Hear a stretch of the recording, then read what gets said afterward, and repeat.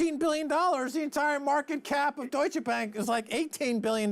They've got hundreds of trillions of dollars in derivatives. They're involved in an economy of Germany which is contracting. Is there some truth to this idea that you've got a tit for tat going? In other words, the $14 billion fine on Deutsche Bank is in retaliation for Apple's 13 billion euro tax bill suddenly that's being materialized. Is there some global gamesmanship going on there, Wolf?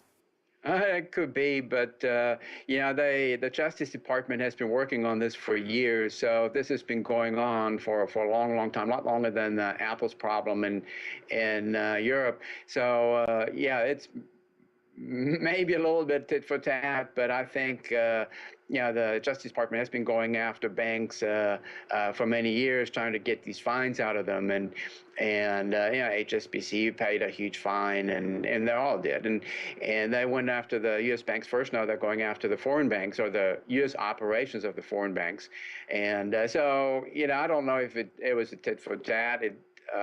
It could be, you know, who knows what governments think. Yeah. Yeah, okay. How about the German taxpayer? They seem like they have much of an appetite to bail out Deutsche Bank. Yeah, no, they have no appetite whatsoever to do this, and probably Deutsche Bank is too big for the German taxpayer to fully bail it out. So it would have to be like a central bank intervention, just like it was in the United States, where the Fed bailed out the banks, really. And so if Deutsche Bank, yeah, they can raise capital, and the state can step in, so the taxpayer with a small amount. But if it really topples, if it just totally collapses suddenly, it would require trillions, and the German taxpayer doesn't have that kind of wherewithal. So it would be up to the central bank just to print more money and trying to prop up the thing, thereby making the problem worse, as you suggested. You know, this is how we really screwed up the system last time, because we didn't allow this debt to blow up when we bailed out the creditors, we bailed out the bondholders, rather than letting the system sort of take out the excess. And now we have more debt, we have more problems, we have more risk than we had before. Banks are more concentrated. So just like you said, you know, we're in a worse situation than we were before the financial crisis. All right, finally, Wolf, the U.S. new census data shows that median U.S. household income has soared by over 5% in the past year. At the same time, data suggests imports have plunged as demand has collapsed.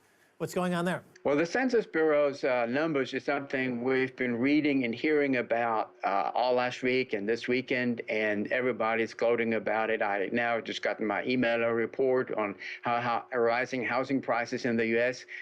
Won't be a problem, because now everybody's making so much more money. And the funny thing is, in the same census report, and this shows you that the media really don't read much past the headlines, because in the same census report, there's a lot of other data. And for example, it showed that the median income of men with earnings, quote unquote, rose only 1.5% last year. For women, it rose 2.5%. This brought men to about $50,000 per year in median income, which is 4% below, adjusted for inflation, what they'd been in 1974. So when you think about that, for men, and that's where a big frustration in the U.S. It comes from, for men, their inflation-adjusted income has gone down since 1974. Women have made a lot of progress, so their income is up 35%, but for men, it's really turned sour.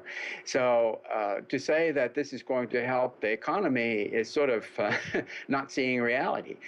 You know, household income is, you get mom and dad together and 3 millennials that are all working, living at home, household income goes by address. So those 5 people are household income. So their combined income counts as household income. A single person is household income.